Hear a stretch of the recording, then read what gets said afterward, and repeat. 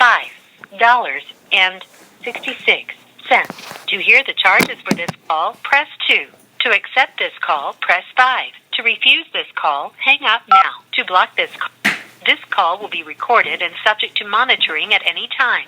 Thank you for using IC Solutions. You may begin speaking now. Hola, ¿cómo estás? Hey, ¿cómo está? Hey, man, what's going on today? You caught me in the middle of a meeting earlier. I couldn't get to the phone in time. Oh, no, that's okay. I figured you guys were busy. I'd try back. But, yeah, no problem. Did we get any news yet? No, I don't think there's been any verdict come back, and everybody's... Excuse me, I got another one coming. Oh, no, it went away. Excuse me, so sorry, Blaine. Sorry, I'm trying to get over a cold. We got a nasty flu going around here. No, man, no verdict has come back yet, and everybody's on, praying and hoping for the best, but I haven't heard anything from Aaron or anybody else. Yeah. All right, I know that they said something about the jury had asked the judge the question. Yeah, I remember her saying that, and it was something about conspiracy, and if it sounded like they hadn't even decided that they were part of any conspiracy. It's like if you can't agree that they were part of a conspiracy, then you can't agree upon any of the other charges, and therefore why not just let them all go? So. Well, yeah, because if they're not guilty, because all those other charges hang on conspiracy, don't they? Yes, that was my understanding. Yeah, that's right. So if they're not guilty of conspiracy, but that sounds like they're considering the not guilty verdict then. It sounded like it when I read it, I took it as a great benefit for the defendants that they're even asking questions along those lines, because if they can't agree upon the fact that there was a conspiracy, then they have to let everything else go because everything hangs on that. But I could be wrong. I try to read these things, and who knows, Yeah, right. So, well, that's what I was thinking, and that's why I was kind of like, well, wait a minute, because if they're acquitted, then how would they say that the Bundys were guilty of a conspiracy? Because they say the crime happened when the rifles were pointed. Oh yeah. And so, if they're not guilty, then nobody else is guilty of at least the assault on the BLM officer. It doesn't mean a conspiracy didn't exist, but how was there a conspiracy? This was a spontaneous event. Nothing was planned. Yeah. It just kind of happened. Nobody knew what was going on. Didn't the sheriff tell the BLM to get out of there anyway? Yeah. That sounds like it sounds like the whole thing is a big thing of cards, and it's all going to fall down hopefully. Yeah. I hope so. So, alrighty. Well, I just thought I'd call, see if there's any more news. Sounds like we won't hear anything more until maybe next week. Yeah, probably next week, man. Hey, have you been getting any of the books I've been sending, or? I didn't get any books, but I got all the mail. Wow, that sucks, man. I know I sent you several books, so maybe they're probably just taking it because I got a slip saying that some books were put in my property. Oh, I see. Okay. So I'll get them. I mean, when they send me to another facility, I'll probably be able to take them in with me to the next facility. But yeah, when I think about what's going on with your situation, we deal with lots of prisoners, right? And CMU and some of the most harshest prisons in the country. But at least those guys get to read books. I mean, if you're going to be locked up in a freaking hellhole, at least you get to read a book and use, But they don't even give you a freaking book, man. It's like it's terrible. Yeah. I guess it is what it is. I don't know. I hope they get you moved to another facility or just let you go home. But it doesn't. Right. It sounds like from what I've heard, you're in one of the worst situations that I've came across. Yeah, it's pretty bad. I mean, this is probably the worst jail I've been to. But I mean, it's a jail. Yeah. So. Yeah. But I do like to go outside here because there's no walls and there's just a fence, so I can feel the breeze and the day. Oh, that's cool. Sometimes. Yeah, that's cool. But yeah. Other than that, it's just the food's horrible, low calories. I mean, if you don't order commissary in here, you pretty much starve. Yeah. Hey, there was somebody, Marty. I think it was Marty. She said she was trying to put in monies on your commissary, and you gave me a phone number last time, if I recall correctly. And that phone number had a higher fee, but if you go directly to the website, accesscorrections.com, I believe. Inmatedeposits.com. Yeah. Well, and there's also one called Access Corrections. I think they're exactly the same place. Oh, okay. Yeah. And matter of fact, I made a video called "How to Donate to Jeffrey Winehouse and Blaine Cooper," and you know, so yeah, I haven't got the only people that have donated to me is Sue Syme and my wife. They're the only ones that have put in commissary on there. Okay, you didn't get Marty, huh? No. So you may want to have them. So it depends. I don't know because I think this jail is kind of connected to Henderson. They could be putting it on the wrong jail too, but I don't know. Yeah. Okay. But I know the website, when I looked on it, it has that phone number, and it has inmatedeposits.com is the one they want to use. Yeah, it's exactly the same website. Matter of fact, when you type in inmatedeposits.com, it changes and goes to accesscorrections.com. Okay, yeah. So that should be it. So if they're having problems, I don't know why. But yeah, so far, I mean, I looked on there. Those are the only people that donated so far. So. All right. Well, I'll let you know if I hear anything different. And we're getting pretty low on this phone, so I'll stick $50 more on it just to kind of keep it going. And then let's see what else was I saying. Oh, did people like that Star Spangled Banner? You know, I haven't had a chance to listen to it. It's been absolutely crazy this week, but I'm sure they did, man. You know, our channel, our YouTube channel, I know you're probably used to getting like tens of thousands of views. I kind of view our channel as a library that other channels can come pull from, and we're for some reason we just don't get a lot of views. I don't know if it's because we got visited by the Secret Service or FBI or U.S. Marshals. You know, so what's your subscriber base? I got like 13,000 subscribers, but I've never been popular. Yeah, I've never been popular though. You know, it's I don't know. It's easy for me to say I'm suppressed, and I do believe that, but I don't know. How did you title the video? Well, I always title the video "Blaine Cooper calls from City of Las Vegas Detention Center," and then I used the thumbnail that you were using on your channel. Oh, okay. Well, I mean, that's weird. And the only other thing you can do is send a link to my wife, and she can post it on my Facebook page. Maybe that would bump it up. But yeah, well, she's always welcome to take any videos from any of my channel, and that's kind of what I view my channel as. It's not really a television station because it's never been popular. Right. And people think of me as way too radical anyway, and that would probably be a whole other. I don't think my wife would know how to do it anyway, though. I see. She's not very computer savvy. Yeah. But at least it's out there, and even if a few people hear it, you know, it's planting a seed. Yeah, and I always think of it as like they can grab it from my channel and put it on other channels, like Gavin Syme or anybody else. They have a lot bigger microphone. My goal is simply to collect the phone calls and make sure we don't forget about you guys, and then if other people have bigger microphones, please, I encourage anyone to take it and do what they want to with it. The goal is absolutely. Yeah. Absolutely. So, yeah, I haven't. You know what? You know what you can do for me? Do you have Carol Bundy's phone number?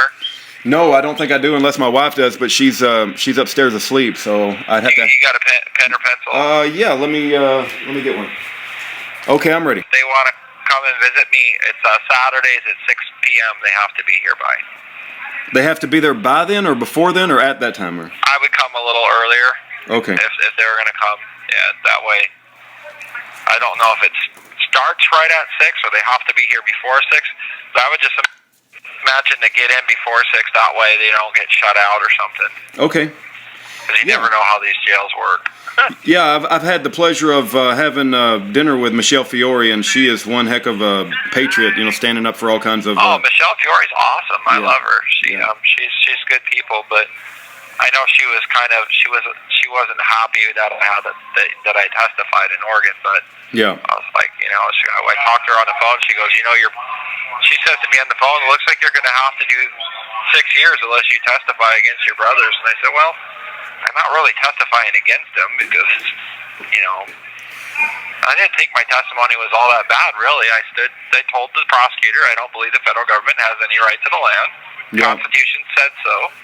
And I don't feel I committed a crime. And I said, maybe administratively I did, but I don't think that, I believe it was the right thing to do. You guys ignored, and I said in the courtroom, I said, we exhausted every legal avenue. We believe that you murdered Robert Lavoy Finicum. I said that openly in the courtroom. Yeah. So I don't know why they're so mad at me. I think they're more mad because of who I testified for. But I just because I'm new, that I'm not going to compromise my position. Yeah. And I told the federal government that. I said, look, I don't believe you. I said, I don't like you guys, but I mean, I'll be honest and truthful to what I know. I won't lie for you. I'm not going to, and I'm not going to jeopardize the Constitution. I'm going to make it known in the courtroom. Yeah, yeah. Absolutely. And is it true to say that you didn't give them any information that they didn't already have from further testimony later anyway? Is that an accurate statement? Or? Absolutely. I mean, I think what convicted everybody in the second trial was the videos. In the video that they filmed while we were inside the refuge, you hear a guy on camera, we need to go execute the families of the federal agents. That was played in court. And I was like, oh, and then, who said that? The person who said that, was he an informant as well? I don't know. No, that wasn't Jason Patrick, and it wasn't Jake Ryan, but somebody. And if a jury hears that, it doesn't. It sounds. Well, the first thing, you guys are there to kill feds. Well, the first. Now, they could have been an informant, but the government asked me, "Do you know whose voice that is?" And I said, "No, I don't remember." I said, "This happened a year ago. I can't." There's only so much I remember from that night. Said I was stressed. You guys just murdered my friend. Everything was in chaos because all of leadership's been taken down. And well, the first. Everybody was kind of at each other's throats. I mean, I thought the militia guys were going to come to blows themselves. Yeah. And that's when I said it's time to go. I'm not. You guys, we've done what we could. Give them their building back. Yeah. I said, the Bundys have been arrested. If you end up shooting a federal agent, they're going to charge Am and Bundy with the murder of an FBI agent. Because it's a conspiracy, and they'll just, that's how it works. Yeah. I wouldn't be surprised if it, because that place was so full of informants. And I think they're more than just informants. They're agent provocateurs. Right? And then I said something, too, because I advocated stealing the fire truck. And, they asked me that in courtroom, did you advocate stealing the fire truck? I said, yeah, I did. And I said, but they wouldn't let me explain why I said that. I said everybody was afraid to leave because they thought you were going to ambush us, or we all thought you were going to ambush us and kill us like you did Robert Lavoie Finicum. So I thought about stealing not stealing the fire. I wasn't going to steal it. I mean, we were going to leave it be somewhere, but we wanted to use it as cover. In an armed convoy when we left out of there, so we had protection in case they tried to ambush us. Yeah. And that's what I was trying to tell Jason and them. I said, we need to go into a different state. We need to regroup because there was only like 20 or 30 guys left. You can't. How are you going to defend a position with 20 or 30 people? And it was getting dangerous at that point. Yeah, so, I got you, man. I was trying. I didn't want to see anybody else die. I wanted them to be safe. And and if we would have stayed and shot it out, they would have killed us. And I think this was a better way.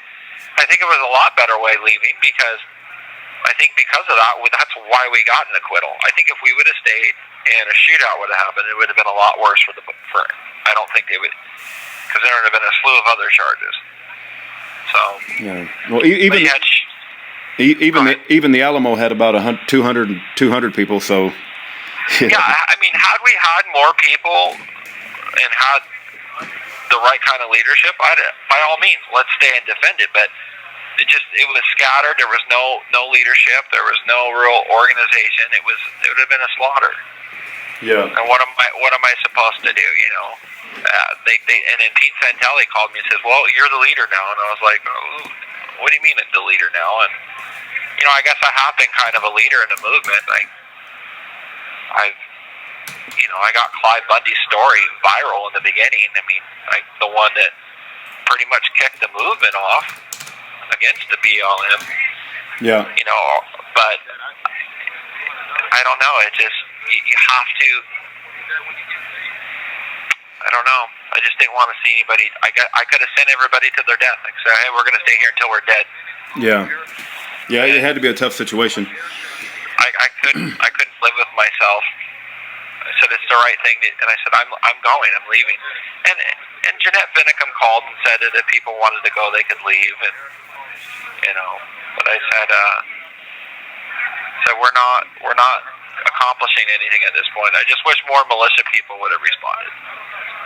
Yeah, well, that's always the case. Have more people had flooded in there. Had the Idaho 3%ers and Oath Keepers have been behind it, and we had some real organization, and we had enough people that were willing to take that stand and have the goal to do it. Then absolutely, I just said, the heck with the feds. We're staying here. We're accomplishing our mission, but it just that didn't happen. Yeah, it didn't materialize. Yeah. And if you were in that room that night, you would have left too. Everybody would have been like, yeah, this isn't. You just felt it in the air. You knew that it was going to be a bad thing if we stayed there. Yeah. The feds were dive bombing their plane on the trying to scare everybody out of there, and they were starting to get aggressive. Have you heard of the Montana Freemen? No, I haven't.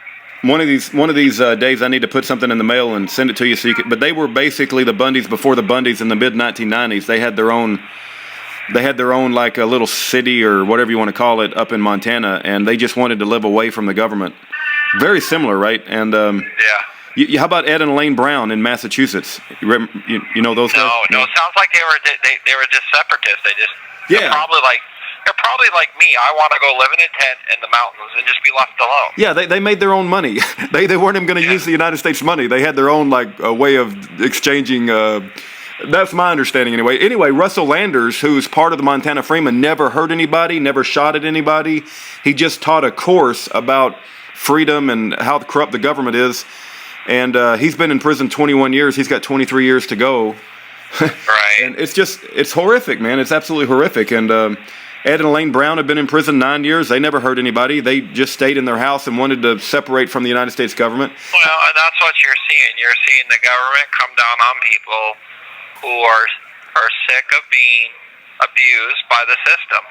And that's what happened to the Bundys there at the Bundy Ranch. They were abused and targeted by the federal government because they wanted to live free. Well, we can't have people doing that, can we? Yeah. So, right. And it's ridiculous. But I mean, now I almost wonder maybe I should just spend the rest of my life in here because I'll be targeted for the rest of my life. Every time I pick up a phone, I got to be worried about if I'm going to get SWAT raided and my family's going to get shot to death, or they're going to take me away from my kids again because they don't like something I posted on Facebook, or I said something wrong on the phone on accident, or whatever. Yeah, well, the Bible tells us to live like we're dead already, right? So that's true. Yeah. But and I plan on to continue to be a voice against them. Yeah. I'm not gonna be silent. I'm not going to shut up. Maybe I'll calm down my rhetoric a little bit. I can't go to any more standoffs at this point, but yeah. I'm still going to be a voice for freedom. If people want to listen to me or not, that's on them. But I did what what I would tell people, because I remember when people were getting on my case about leaving the refuge. I said, well, you know what? Get a rifle, go over there and occupy it then. Yeah. Well, you know what I mean? Don't just run your mouth behind your computer. If you got the courage to do it, then go do it. But we asked you guys to come out for months and you didn't show up. So Right. You had your chance. Obviously, you're not going to do anything, because if you were going to, you would have. And so that's what 1 minute remaining. What about the people that didn't make that stand? What about the people that didn't show up? I don't want to hear people pointing fingers at us for making that stand. We made that stand when others refused to do it. Yeah. No, that's a good point. So it's I guess the phrase to use would be, where were you then? Right. Hey, before we get cut off, if you have any trusted friends or even your ex-wife or wife, if you want to make some sort of video on your own channel, that does get a lot more views. So just consider that. Whatever you want to do as things go forward. We want to make sure that we help get the word out. Okay. Yeah. You know what? I might have you guys run my Facebook. Well, Aaron would do Facebook. I do YouTube. I don't know nothing about Facebook, but yeah. I had Jamie running it, and she hijacked my channel. And she was taking naked pictures off there and sending them to my wife's cell phone and all kinds of garbage. Okay. I was like, oh. All right, we lost him.